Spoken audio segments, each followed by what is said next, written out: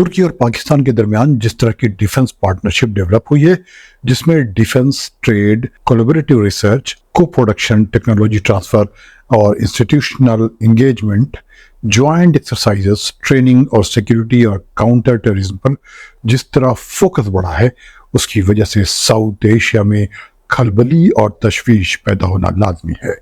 جیسا کہ میں نے حال ہی میں ایک ویڈیو میں بتایا تھا کہ ترکی دنیا کے مختلف حصوں میں ملٹری بیسز بنا رہا ہے اور اب تک دنیا کی توجہ اس طرف نہیں گئی ہے۔ کیا پتا کہ اس نے ساؤتھ ایشیا میں بھی پاکستان کے ساتھ اس طرح کی ڈیفنس پارٹنرشپ ڈیولپ کی ہے کہ اس سے بہت سے سوال یا نشان پیدا ہوئے ہیں۔ پاکستان اور بھارت ایک دوسرے کے پڑوسی اور روایتی دشمن ملک مانے جاتے ہیں۔ ایسے میں پاکستان ترکی تعلقات اور کو پروڈکشن پر بھارت میں کیسے نظر رکھی جا رہی ہے، یہ جاننا دلچسپ ہوگا۔ لیکن یہ تفصیل جاننے سے پہلے اگر آپ نے اب تک یہ چینل سبسکرائب نہیں کیا ہے تو اسے سبسکرائب کر لیں اور بیل آئیکن کو کلک کرنا نہ بھولیں۔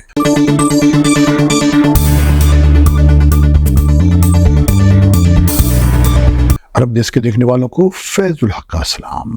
بھارت کے ایک ڈیفنس، سیکیورٹی اور اسٹریٹجک افیئرس کے think tank Manohar Parrikar institute of defence studies and analysis یعنی IDSA نے جو ایشو بریف تیار کیا ہے، اس کے مطابق ترکی اور پاکستان کے درمیان کئی دہائیوں سے ڈیفنس کے میدان میں تعلقات ہے۔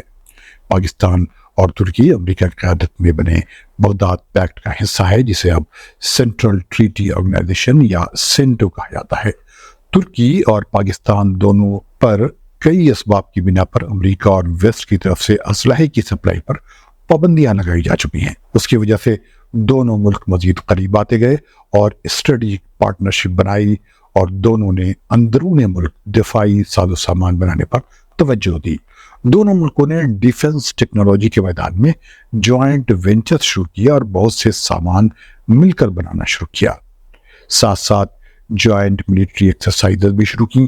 IDSA کے ایشو بریف میں کہا گیا ہے کہ ترکی اور پاکستان اسلحہ بنانے میں خود مختار ہونے کی کوشش میں ایک دوسرے کی مدد کرتے ہیں، لیکن اس بھارتی تھنک ٹینک کے بریف پر نظر ڈالی جائے تو اندازہ ہوتا ہے جیسے ترکی نے یہ طے کر رکھا ہے کہ ہر طرح پاکستان کو ڈیفنس کے میدان میں مدد کرنی ہے اور اسے ہم پلہ بنانا ہے۔ اس تفصیل پر نگاہ ڈالنے سے پتہ چلتا ہے کہ ڈیفنس میں ترکی کو پاکستان سے غیر معمولی برتری حاصل ہے اور وہ اپنی دفاعی صلاحیت کو بڑھانے کے لیے ترکی پر انتہائی درجہ بھروسہ کر رہا ہے، اور ایسا لگتا ہے کہ ترکی نے بھی پاکستان کو ڈیفنس کے میدان میں غیر معمولی طور پر مدد کرنے کی ٹھان رکھی ہے۔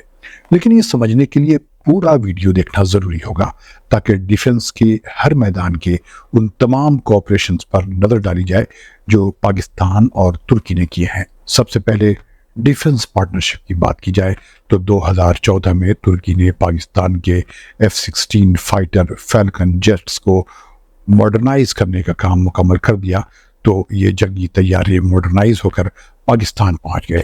اس کے لیے دونوں ملکوں نے 2009 میں $75 ملین کا معاہدہ کیا تھا۔ پاکستانی F-16 کو ماڈرنائز کرنے کا کام ٹرکش ایرو اسپیس انڈسٹریز نے کیا۔ اس طرح ترکی کی مدد سے پاکستان کے 41 F-16 فائٹرز ماڈرنائز ہو گئے۔ پاکستان کی ایئر فورس نے جنوری 2011 میں electronic warfare test and training range کو سروس میں شامل کیا۔ اس کے لیے بھی ترکی کی ایک ڈیفنس کمپنی ہیولیسان کو ڈیزائن اور اسٹیبلش کرنے کا $20 ملین کا ٹھیکہ دیا گیا۔ اسی طرح جنوری 2013 میں ترکی کی ایک فرم STM نے پاکستان کے ایک 17,000 ٹن کے فلیٹ ٹینکر کو ڈیزائن کرنے اور بنانے کا کام کیا۔ STM نے یہ کام کراچی شپ یارڈ میں انجام دیا۔ یہ ٹینکر ملٹری کارگو، سمندری جہازوں کو ایندھن کی سپلائی اور سمندری آپریشنز میں الگ الگ قسم کے آپریشنز کر سکتا ہے۔ اس پر اسے $80 ملین کا خرچ آیا۔ ترکی نے پاکستانی نیوی کی اگوسٹا 90 سب میرینز یا آبدوزوں کو بھی اپ گریڈ کیا، جس پر $350 ملین خرچ آیا۔ یہ کام بھی ترکی کمپنی STM نے کیا، جس نے پہلی سب میرین PNS M حمزہ اپریل 2021 میں اور دوسری PNS M خالد جنوری 2022 2023 میں اپ گریڈ کر کے پاکستان نیول کمانڈ کے حوالے کی۔ ترکی کی کمپنی ایسلسان نے پاکستان کو جون 2016 اور مئی 2017 میں ٹارگیٹنگ پورٹ کے لیے قریب $50 ملین کا کانٹریکٹ سائن کیا تھا۔ اس ترک کمپنی نے پاکستان کے J-17 کامبیٹ طیاروں میں ان یونٹس کے انٹیگریشن، اور اس طرح ترکی نے اکتوبر 2022 میں اپنی ایئر فورس کے لیے پاکستان سے 3 super Mushshak aircraft receive کیے۔ Initial trainer aircraft project کے معاہدے کے تحت ترکی کو 2024 تک 52 سپر مشاق ملنے تھے۔ جنوری 2022 میں ترکی کے صدر رجب طیب اردوغان نے کہا تھا کہ ترکی وارشپس ڈیزائن کرنے، بنانے اور مینٹین کرنے والے دنیا کے 10 ملکوں میں سے ایک ہے۔ جولائی 2018 میں پاکستان نیوی نے ترکی سے 4 کورویٹس خریدنے کے لیے $1.5 بلین کے معاہدے پر دستخط کیے تھے، جس کے تحت 2 کورویٹس ترکی میں، 2 کراچی شپ یارڈ میں بننا طے پایا تھا۔ اس معاہدے میں ڈیزائن رائٹس اور ٹیکنالوجی ٹرانسفر بھی شامل ہے۔ اس معاہدے کے تحت ترکی کی کمپنی نے بابر کلاس کورویٹس استنبول میں پاکستان نیوی کے حوالے کر دیے۔ جولائی 2018 میں پاکستان اور ترکی کے درمیان T-129 ہیلی کاپٹر کا بھی معاہدہ ہوا۔ اس کے تحت پاکستان نے $1.5 بلین میں ترکی سے 30 T-129 ہیلی کاپٹر کی بات ہوئی۔ یہ طے پایا کہ یہ ہیلی کاپٹر 5 سال میں پاکستان کو مل جائیں گے، لیکن اس میں استعمال ہونے والے انجن کے ایکسپورٹ میں امریکہ نے رکاوٹ ڈالی اور اس معاہدے پر عمل نہیں ہو سکا۔ اس کے بعد ابراہیم قالن نے، جو اس وقت ترکی کے پریزیڈنشل اسپوکس مین تھے، کہا کہ اب پاکستان کے پاس یہی راستہ بچا ہے کہ وہ یہ ہیلی کاپٹرز چین سے خریدے۔ Stock home international peace research institute یا سیپری کے ٹریڈ رجسٹر کے مطابق پاکستان نے 2021 میں ترکی سے 3 مشہور ڈرونز برقدار TB2 خریدنے کا آرڈر کیا۔ اس کے بعد 2022 میں یہ ڈرونز اسے مل گئے۔ بھارتی ادارہ IDSA نے اپنی رپورٹ میں کہا ہے کہ یہ بات اب تک پبلک ڈومین میں پوری طرح نہیں ہے کہ اصل میں پاکستان نے ترکی سے کتنے ڈرونز خریدے۔ اس کے علاوہ برقدار تو نہیں، لیکن ترکی اور پاکستان نے بعض دوسرے ڈرونز کے کمپوننٹس ساتھ مل کر بنانے کا بھی فیصلہ کیا۔ اس میں خاص طور پر انقا ڈرونز کا نام لیا جا رہا ہے، جو 200 کلو کے سینسرز اور اسلحہ لے کر پرواز کر سکتا ہے، جس میں ہلکے ایئر ٹو سرفیس میزائل شامل ہیں۔ ترکی اور پاکستان نے ڈرونز ٹیکنالوجی کے میدان میں ریسرچ اینڈ ڈیولپمنٹ کا بھی ایک معاہدہ کیا ہے۔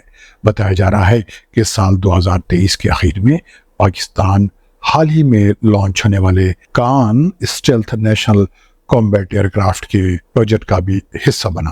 جب امریکہ ترکی کو F-35 کے پروجیکٹ میں شامل کرنے سے انکار کر دیا تو ترکی نے اس کے مقابلے میں کان ڈیولپ کیا۔ اب جلد ہی اسے ترکی کی ایئر فورس میں شامل کر لیا جائے گا۔ ترکی اور پاکستان نے ڈیفنس کے اداروں کے درمیان کوآپریشن کے لیے 2009 میں ایک میکینزم بنایا تھا، جسے ہائی لیول کوآپریشن کونسل کہا جاتا ہے، جسے بعد میں high level strategic cooperation council کا نام دیا گیا۔ دونوں ملکوں نے joint working group on defence industry بھی بنایا ہے۔ اس کے علاوہ ان دونوں کے بیچ ایک high level military dialogue group بھی بنا ہے۔ ترکی اور پاکستان مستقل ایکسرسائزز بھی کرتے ہیں۔ بھارتی ادارے IDSA نے 2004 سے 2022 کے درمیان 13 ایسی ایئر فورس کی مشقوں کا تاریخ کے ساتھ ذکر کیا ہے، جس میں ترکی اور پاکستان ساتھ ساتھ ہیں۔ ان میں سے 2 تو صرف ترکی اور پاکستان کے درمیان ہوئی ہیں، ایک میں ترکی، پاکستان اور نیٹو شامل ہے۔ اس کے علاوہ 10 جنگی مشقوں میں ترکی اور پاکستان ملٹی نیشنل نوعیت کی ایکسرسائزز کا حصہ رہے، جس میں بہت سے ملک شامل تھے۔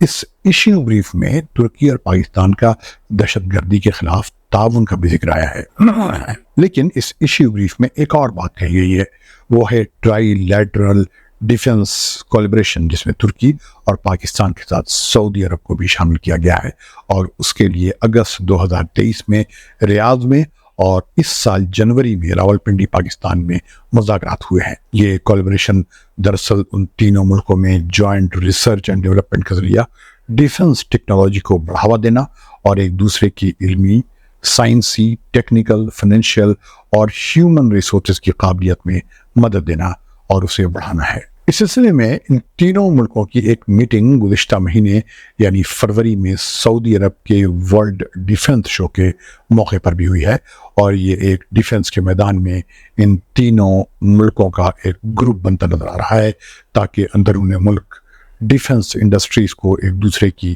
مدد سے ڈیولپ کیا جائے۔ ملتے ہیں جلدی ایسے ہی کسی دوسرے معلوماتی ویڈیو کے ساتھ، تب تک خدا حافظ۔